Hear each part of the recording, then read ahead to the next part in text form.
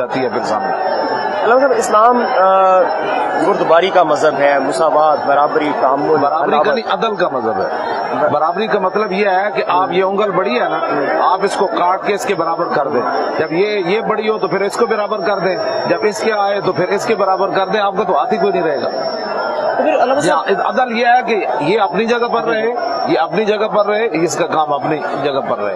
تو علامہ صاحب، پھر اسلام میں جو مساوات کا کانسیپٹ یا تصور ہے، پھر اس کو کس طرح سے سمجھا جائے؟ کون کہتا ہے مساوات؟ اسلام میں عدل کا مساوات تصور نہیں ہے، ہے، عدل کا تصور، برابری یا مساوات کا نہیں۔ تصور برابری کیسے آپ کریں گے؟ امام صاحب آگے کھڑے ہیں تو برابری تو یہ ہے کہ وہ صف میں آ کھڑے ہوں۔ کسی کو تو آگے کھڑا ہونا پڑے گا کہ نہیں کھڑا ہونا؟ امامت تو تب ہی ہوگی نا، لیکن امام کے اپنے حقوق ہیں اور مقتدیوں کے اپنے حقوق ہیں۔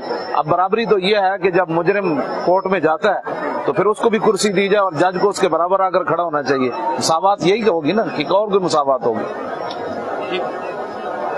جج وہیں بیٹھے گا جہاں اس کا منصب ہے، مجرم وہیں کھڑا ہوگا جہاں اس کا منصب ہے، جہاں اس کی جگہ ہے، لیکن وہ اپنی جگہ مجرم ہے، وہ عدل وہاں کرے گا کہ بھئی یہ مجرم بنتا ہے کہ نہیں بنتا۔